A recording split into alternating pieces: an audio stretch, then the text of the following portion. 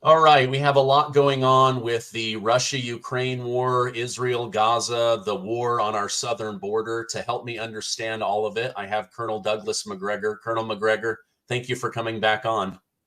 I don't know that I or anybody else could understand all of it. Every day that passes, I'm more and more surprised by what strikes me as the absence of any reason or logic. I agree with you. The fact that we're still talking about this and it's potentially going to be 10 more years, but we'll get into that. I don't want to get Yeah. ahead of myself. Um, why do you think President Biden would commit the United States, the US taxpayer, and the US military to helping Ukraine for the next 10 years? Are they planning to drag us into war? Is this to cover up crimes of the Biden crime family? Is this out of kindness? Like, I don't understand what Biden is thinking. Well, consider the following points. First of all, I'm not sure Biden is thinking at all. I think he's simply saying or doing or signing whatever is put in front of him. I just don't see him as the man who's actually in charge. I think the people who are running the show are behind the scenes. And probably Sullivan and Blinken are closest to being those individuals that represent their views, the views of these wealthy billionaires that are really running our country right now through the White House. I guess you could probably say Lloyd Austin has some role, but I've simply seen him repeat whatever he's told to repeat in public. What he actually thinks, I'm told, is something different. But at this point, it's academic. I think we have to understand. First of all, there is no strategy of any kind anywhere. There has never been any strategic analysis done that would point us in the directions that we are moving now. There's no strategic rationale for challenging Russia's national security, threatening Russia's national security and the Russian people on the basis of what's happened in eastern Ukraine. There simply isn't. The only interest we ever had from the moment this war began was in making peace, finding a way out of the conflict and sparing people's lives and creating some stability. That's all gone out of the window, ostensibly because the billionaires that are running the show behind the scenes want war with Russia because they still want to destroy it. They want to strip it of its resources, enrich themselves in the process. By now, one would think that particular pipe dream has gone away, but it continues to animate behavior. And then, of course, you've got lots of people on the Hill, as well as in the White House, who've made outrageous policy pronouncements, and they simply can't retreat from those. If you've said from the beginning that there could be no peace on any terms other than Putin's removal, a Russian retreat, how do you get to a peaceful settlement? I mean, it's just impossible. Biden repeated it quite recently when he was in Europe. He said, asked about coming to some sort of arrangement along the lines that currently exist on the ground in eastern Ukraine. He said, well, that's impossible. That's an unjust outcome. We can't support that, so the war must go on. I think it's all going to fall apart shortly. The Europeans don't want anything to do with this, Steve. They really don't. And the European leaders have just discovered that they're on very thin ice, that the majority of the populations that vote, and that includes Poland, by the way, that was previously in the forefront of impaling itself on the Russian sword, they want nothing to do with it. They want it to be over. They're tired of it. And there are other problems that contribute to this. They're sick to death of all these migrants that have taken up residence in their countries who will never be Europeans, don't want to be Europeans. In fact, if anything, they're there to transform Europe into something it doesn't want to be. So all of these things work together to sabotage the people in power. And what do you do if you face failure all the way around? If you're Joe Biden or you're Lindsey Graham or Chuck Schumer, you double down. You continue to do what you're doing. You never admit defeat. You never admit that you were wrong. You never admit that any mistakes were made. And you sort of pass everything off as anything but my position is immoral, which of course is ridiculous. The same thing is true right now in Israel. The Israelis have gotten themselves into a terrible fix. And if they try to de-escalate in any way, they think that they have lost. If you can't de-escalate because you'll lose, what do? You double down on what you're doing. You expand the war, and then hope that we will ride in on the white horse and rescue you from this disaster that you've started. So Biden and his supporters, and I would say the uniparty, you can call them rhinos, neocons, globalists, they all fit within the same category of uniparty. These are the people that have no interest in the United States and its interests, no interest in the American people, because if they had any interest, the borders would be closed. You know, we'd be imposing law on all the people in this country who are not citizens. We would be punishing criminals. We're not doing any of that. So they don't care about the United States. They're pursuing an agenda that is completely divorced from it. This is bad news for the American people. It's also very dangerous for the world.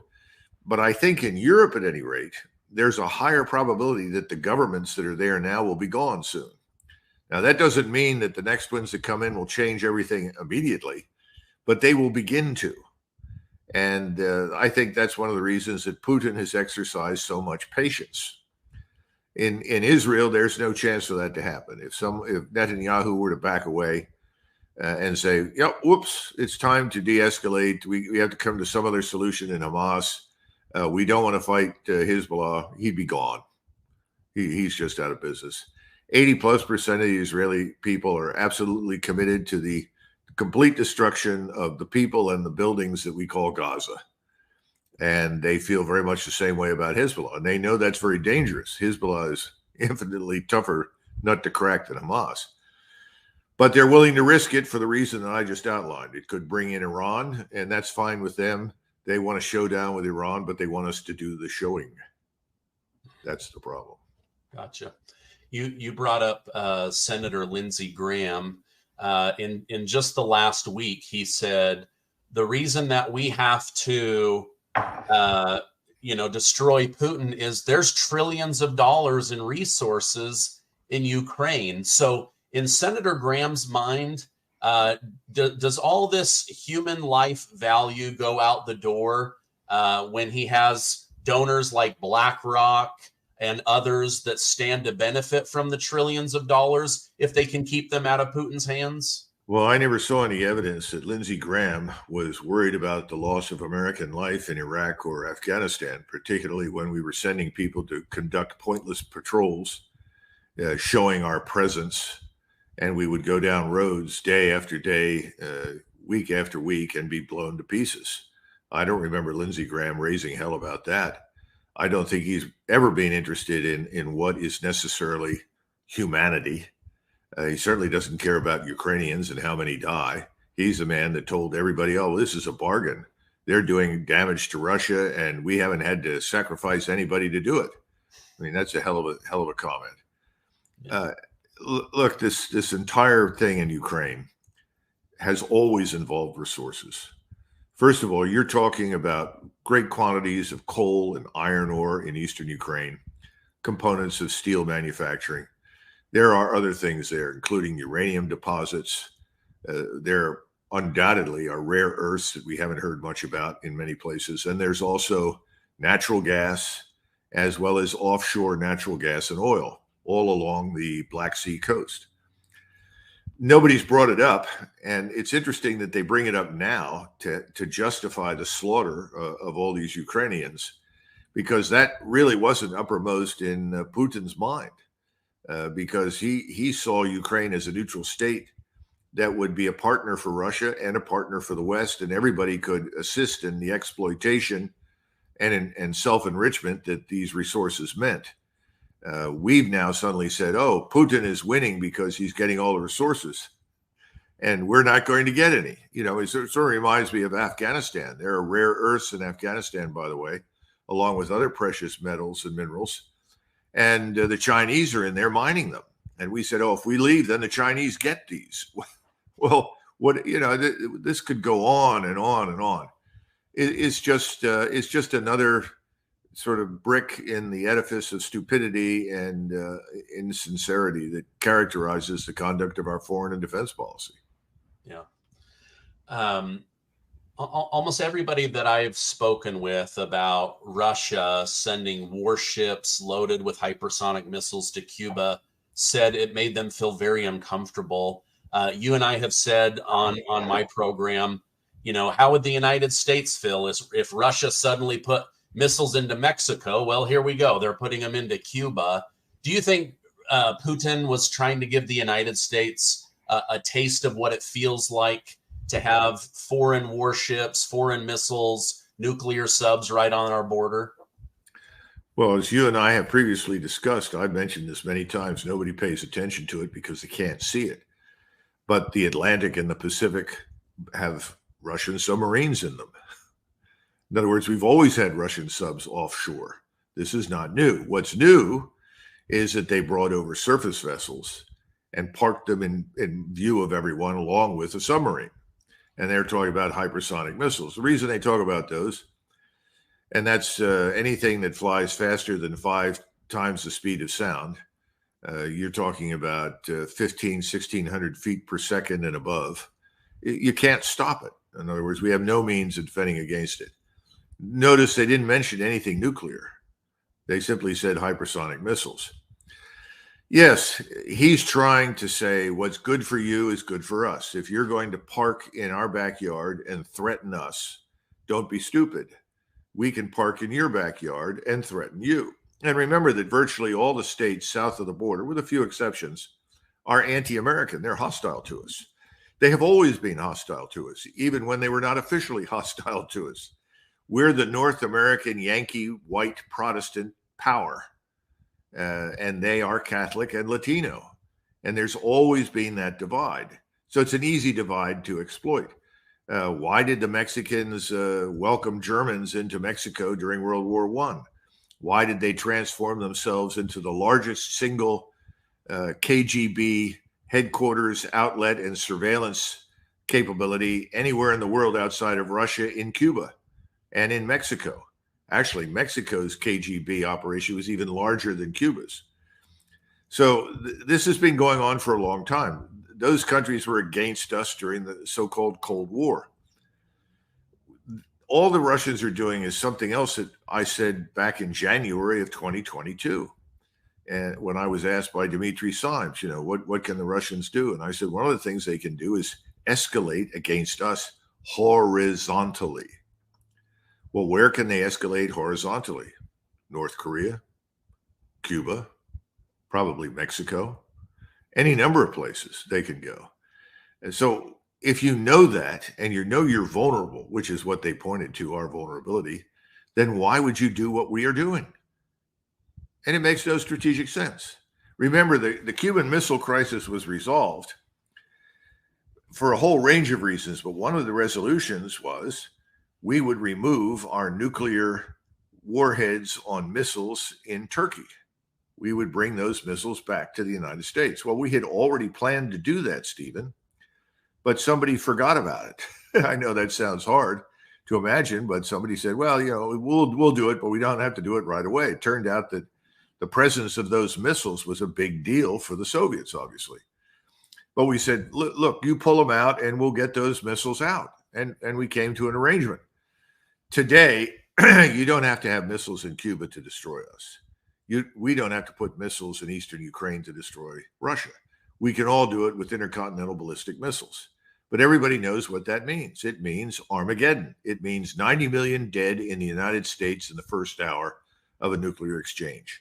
And then we would estimate another 90 million would die in the next 6 months as a result of cancer and other diseases that destroy them, resulting from the radiation.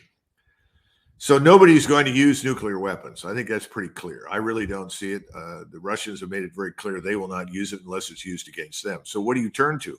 You turn back to the conventional level. That's why you're hearing about hypersonic missiles. And frankly, if you had a choice between a megatonnage or kilotonnage and nuclear warheads versus a hypersonic missile, you'd buy the hypersonic missile strike in a minute. I don't think the Russians are interested in that. In fact, I know they're not. The Russians want an end to this war. But they've come forth on more than one occasion with proposals. The latest one, which is from my standpoint, really quite astonishing that they would even bother putting anything on the table and talking to us, because we've never been willing to do so. And once again, we've immediately rejected anything they've said. We're back to where we started this conversation. I can't admit I was wrong. And who cares how many people die as a result of my ego, which is what it boils down to. Oh, okay. Zelensky was asked, if Trump gets back into office, do you think that he will support the Ukraine war effort at the same level that Biden did? And his answer was very vague. He said, well, I think if the people are with us, Trump will be with us. But I don't think very many people are on the side of the Ukraine war anymore. You know, in the beginning, everyone flew a flag, but there were no parades. There were no campus riots. It wasn't the same level that we see in Israel and Gaza. And so almost everyone I talk to is like, where's the 200 billion? Are they winning? How many people have died? I just don't think the people are with them. I don't think Trump will be with him. What are your thoughts on his comments?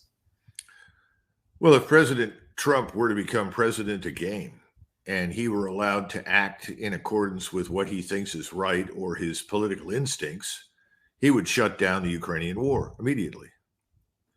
But remember that he's a prisoner of his donors. This is what people don't understand now. I'm sure you heard about this Mrs. Adelson, the widow of Sheldon Adelson, who is publicly offering, I guess this is a bribe, $100 million to the Trump campaign if he promises to underwrite and support the devastation and ethnic cleansing of the so-called West Bank, pushing all the Arabs south of the Jordan River so that greater Israel becomes a reality. And she says, if you promise to do that, then I'll give you $100 million for your campaign. Now, personally, if somebody said that to me, I would be deeply offended. And I would think every American citizen would be offended. What it effectively amounts to is, here's $100 million, and you're going to perform duty as my mercenary and help me to eliminate anybody I don't like that's on my borders or in my region. But this is the way people do business now. So he's got some very powerful donors. And by the way, he's not alone. All the candidates have donors. And all of those donors have influence because they've got lots of money. The last person who is consulted is the American citizen.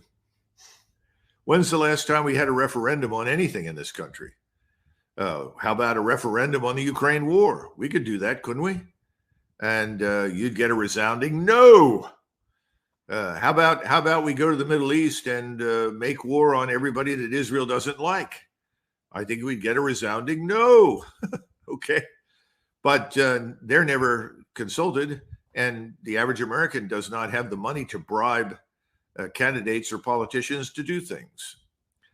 So your question is a legitimate one, but it really says something terrible about the American political system right now. We really do have the best government money can buy. Yeah. I remember hearing one time that Trump was insulated in his first term from the pressure of the donors because of how he ran his 2015 campaign, but the people around him were not. And then they had influence. And so everybody is able to be influenced. And this military industrial complex, I believe Adelson, when her husband was alive, he gave a large donation, and it was that they moved the embassy to Jerusalem. And that did end up happening, and everybody, thought that was a great idea. Well, you have to understand there's a difference between moving an embassy and going to war. First of all, and when people came to me when the Israelis moved the embassy, I said, fine. They said, well, this will offend the Arabs. I said, any country in the world has the sovereign right to place its embassy wherever its government as well as its embassy wherever they like. In other words, it's not a matter for our decision. So that was an easy thing to do, and at the time I had no problems with it. And my own view is that any country anywhere can do the same thing. Now, having said that, Going to war is a different prospect. If somebody asks you to support them for something that leads inevitably to warfare and conflict that will involve the use of American military power and American lives, that's a different one entirely. And we're now at that point. And several people call me all the time and say, well, you know, Doug, that's why we have to have a draft, because then the American people would feel the pain. I don't think the American people are quite that inured to pain. I think Americans are always disturbed when they find out that American soldiers in some remote area are being killed. And if a large number are killed within a short period of time, they immediately say, what are we doing there? So the game historically over the last 30 years has been to minimize your casualties and work closely with the media to suppress any appreciation for what's happening and what's developing. As a result, you know, people have been able to make policy in Washington without much constraint. This is now very, very dangerous, because in eastern Ukraine, this whole Ukrainian project launched by the CIA in 2014 with Victoria Nuland and others is collapsing.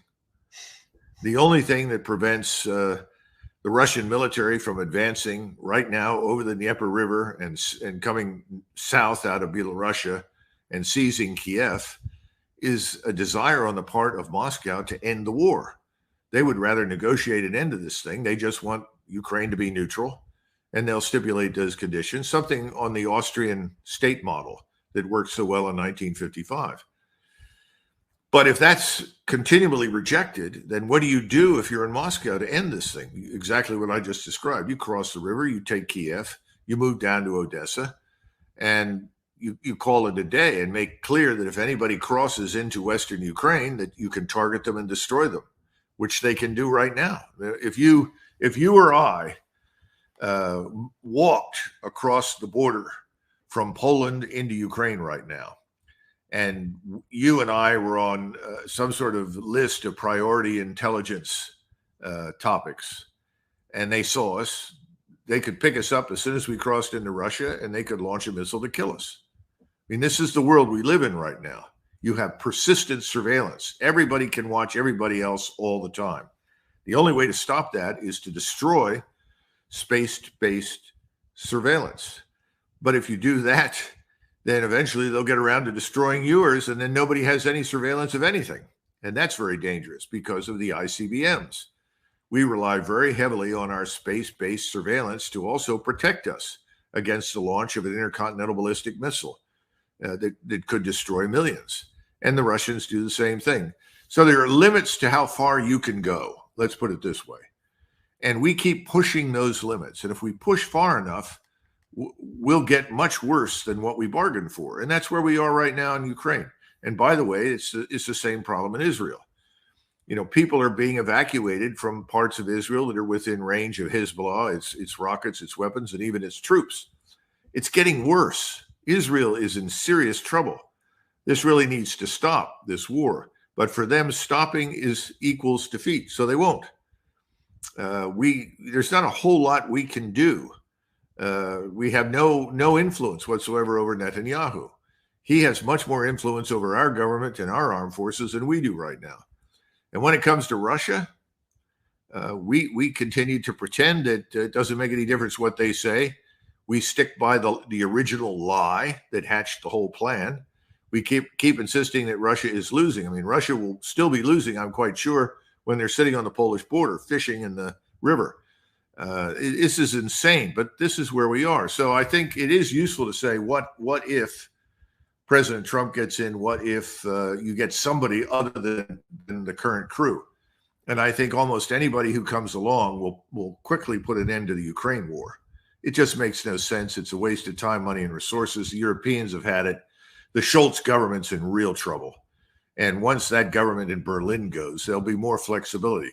Although I would also argue something else, and people don't understand this. When you've had so much trouble, so much conflict, so much corruption, and you get a new government, everyone expects the new government to fix everything immediately. It never happens. So they don't last. You'll go through 2 or 3 iterations before you finally get to a place where everyone is comfortable. So on the one hand, I'm grateful that these European powers are now in political turmoil because they need it. They really do. They need new governments. But we can't expect everything there to change immediately. But one thing that I think will happen is this war in eastern Ukraine will end. It's ridiculous. It's so destructive. The problem then is turning to Israel. And I don't see how anybody gets control of Israel other than Washington. And Washington is on the payroll. Everybody there is on the payroll. They're profiting from their support of the lobby. And so I see nothing changing there. And that's very, very dangerous for the future of Israel. Yeah. When you used your hypothetical of you and I crossing the border from Poland into Ukraine, I learned this last week that I'm actually on Zelensky's kill list. I'm sure you're on it as well. Yeah. So I'll never be going to Ukraine because telling the truth about the Ukraine war has now put my life in danger. So I'm sure. Well, the sad part is, and I don't know much about it. No one wants to be on someone's death list. But in this day and age, if you take any position that contradicts the mainstream view or conventional wisdom, you're on somebody's death list somewhere. The bad news is that I'm told this death list is run out of Langley, which is closely aligned with and tied to the SBU, the secret police in Ukraine, the equivalent of the KGB in Soviet times. So, the thing that's disturbing is that we're too deeply involved with foreign countries, foreign interests, foreign actors. I think it was John Mearsheimer who recently made the observation, if it were in our interest to do whatever Mr. Netanyahu wants, there would be no Israel lobby. He wouldn't need it. But the fact is that we're acting against our own interests in the Middle East and in Eastern Europe. So you have to ask the question, why are we acting against our own interests? And it goes back to money. Who are the big donors? Who are the people with all the money? How do they reach people? How do they contact them? How do they get them elected? And how do they block others from being elected? This is what the game is about now. Yeah, it is a big game. Let's bring the topic back home.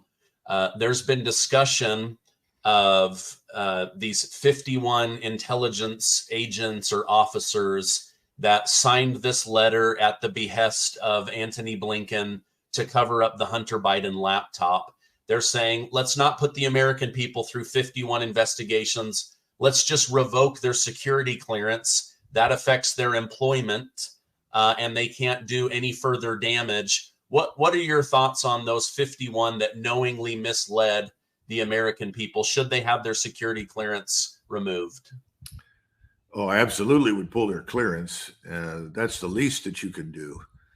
And then I would put together a prosecution and go after them because they betrayed the trust of the American people. This is the big problem. When you take an oath in the Department of Defense or in the military, you swear to uphold the United States Constitution against all enemies, foreign and domestic, and to obey the orders of the officers appointed over you. Well, there's a conflict there.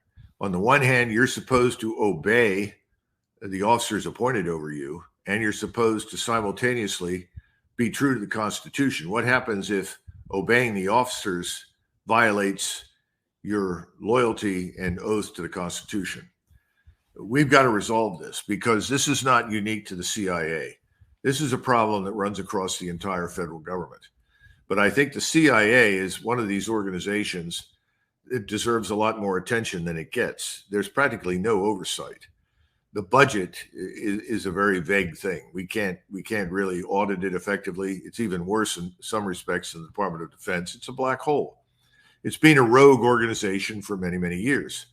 I don't know who is behind all 51 of those officers, but obviously they signed that assuming two things. First of all, I'm violating my oath by aligning myself politically with something as opposed to simply doing my job as an intelligence analyst.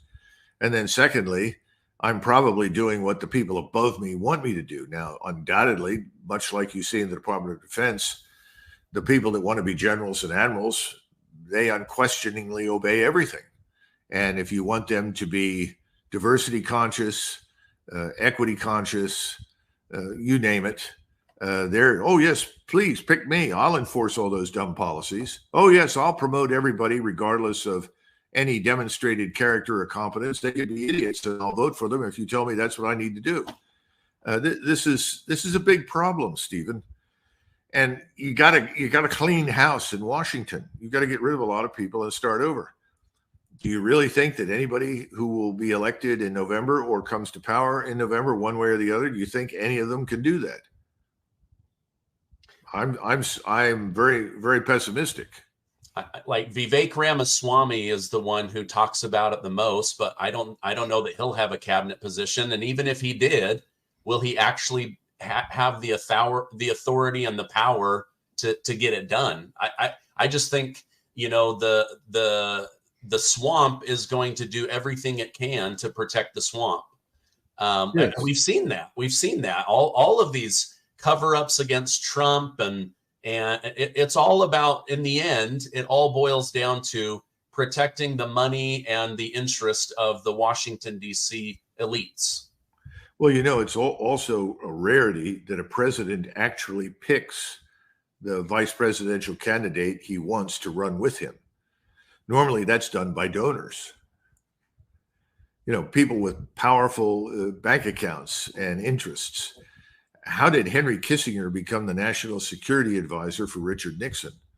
Because of a man named Nelson Rockefeller, who had contributed millions to Nixon's campaign in 1968.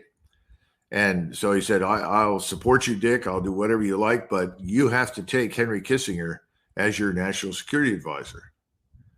So he took him. I mean, this is not a new phenomenon. This sort of thing is being the case. And I'm sure right now, donors will pick cabinet members, you know, that align with their agendas, whatever those agendas are. And there are all sorts of agendas in Washington. You just look at the Green New Deal, a disaster, you know, on steroids for everybody. But there are people that are absolutely unwavering in their demand for that. I'm sure that their supporters will get critical positions in a future administration. It's just the nature. It's the nature of the way we run the show. But the problem now is, I don't think we've ever seen quite as much money as we do today in politics. It's just a tidal wave. And it's very difficult for anyone running for office to ignore the tidal wave. Yeah. I was shocked recently to learn that Mike Pence became Trump's vice president at the insistence of Chris Christie. I didn't realize that he had a hand, and you know, Chris Christie just loves Donald Trump. Well, Jeb Bush, I'm told, was the one who went to Pence long before the convention and said, you are going to be the vice president regardless of whomever we nominate. So I think Pence was backed by the Bushies, probably some other critical players with lots of money. And grudgingly, I think Donald Trump said, all right. I mean, one of the things that President Trump said from time to time in the first two and a half to 3 years of his administration was, I'm the decider, no one else. And so frankly, whoever else may be in this administration doesn't matter. I'm the one who makes the decisions. I think he got an education. That's not true. Yeah. Presidents really don't have as much flexibility and freedom of maneuver as they think. And once they get in there, they're dealing with these realities. Biden is the exception because he's not even, you know, I don't think he's even conscious of what's going on. But it's the same principle at work. So people that think that someone is going to emerge as a result of the ballot box and save us, in other words, we have to elect candidate X, he is going to save us. They're delusional. I keep telling people, if you want to be saved, you're going to have to save yourself. People look at you, this dumb look, huh? Yeah. Okay, let's talk about the U.S. border crisis. The Democrats are playing a pretty crafty game right now where we know that they've done nothing to protect the border. They've set the Republicans up with this bill that wasn't very good. And now Biden's, his hand has been forced to do this executive order to secure the border, and yet the same amount of people are coming in. Most countries, they're saying, well, just let them in, like nothing changed. And yet I think Democrats believe, oh my gosh, this guy stepped up and he saved the border. Is this whole thing to give him talking points before the first debate? Who knows? I don't know. I'll be surprised if there is any debate. I don't think Biden's going to be the nominee. I think on 19 August, they'll announce somebody else is stepping in. Here's the bottom line. Right now, the official numbers suggest that we have at least 52 million people living inside our borders who are not born here. Now, the number is probably higher, to be frank. All the numbers are turning out to be much higher than everybody thinks. Somebody said by the time Biden goes away, there will have been over 30 million new illegals added to the pile. It may be higher than that. The question that Americans should ask is why? Well, what's behind this? Why is this happening? Why hasn't the Senate or the House intervened to stop it and override the president? Because there's an expectation that even on its worst day, the American Congress will still think about the American people. Well, they've turned out to be wrong. So what you have right now is a very carefully orchestrated, well-organized invasion. And Michael Yon has done some great work on this. There are others, Ann Vandersteel. They've started in Darien and walked this sort of path to enter the United States illegally in Texas. But you also have large numbers of people from other countries, China and elsewhere, coming in on aircraft into Mexico City and then joining the throng. And then, by the way, we have a lot of people coming in illegally who walk over the northern border or come on false pretenses, in other words, a phony visa. Some of them are flying in. I mean, we really don't know how many millions there are, but the objective is that each of those illegals is given, especially if you come through the Texas border, the last 4 digits of supposedly a Social Security number. And they're told, this is what you need to do in November. You present these 4 numbers as evidence for your citizenship. And you insist you are a citizen, because there's a new clause in the federal law that says if someone shows up and is absolutely convinced that they are citizens, then they may vote. Now, why is this? Because these people are supposed to vote the current people who are governing our country into power permanently. That's all.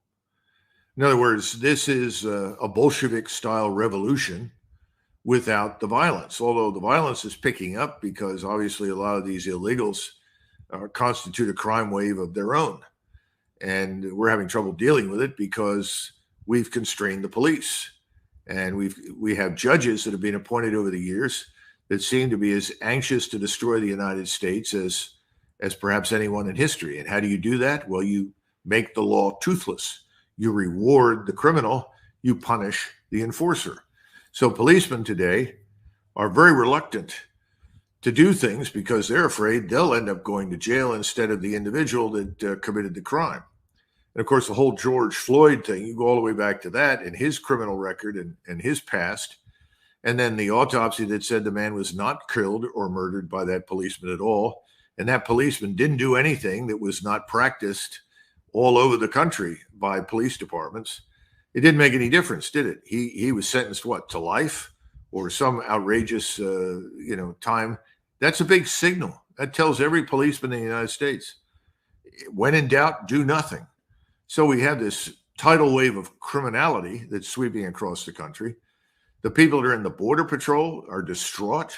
They can't do their jobs. Right now, they're no different from the non-governmental organizations up and down the trail from Darien all the way to Mexico, because the non-governmental organizations are being subsidized even by the federal government, as well as other sources, to help promote this invasion. All of it is designed to denationalize the United States.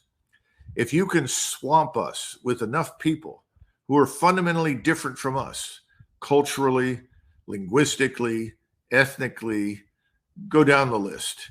As long as they're radically different from Americans, the average American, they can contribute to the dilution of the American identity, the dilution of the American population, to the point where suddenly we are a minority within our own country and we have little or no authority over our government, because the government is now kept in power by these people who were systematically encouraged to invade our country. That's about the best that I can say right now. And there's nobody in Washington that wants to come to terms with this. Well, I shouldn't say nobody. There are a few good men and women, but the majority, no, they're not interested. And as far as they're concerned, they'll get lots of contributions from multiple sources. You keep talking about the military-industrial complex. I could talk about, the energy complex. There are any numbers of different businesses that are happy to break the law and bring in cheap labor. And we know from recent labor statistics that most of the jobs are going today not to American citizens, but to illegals. Well, the argument is, well, the illegals will work for less. Okay, then how do we fix that? We pass a law that it's illegal to hire a non-citizen if there is a citizen present who can do the job. That's true in Austria, by the way. The Austrians have very good laws on this. No one can immigrate into Austria unless there is a demonstrated need for that person. And that only can happen when all of the Austrians who can work are employed. I mean, why don't we do that? Well, we're not doing that because it doesn't pay well for people on the Hill. And it doesn't make money for all sorts of nefarious characters that I just collectively call them billionaire oligarchs. In the meantime, lost in all of this, once again, is the American citizen. Yeah.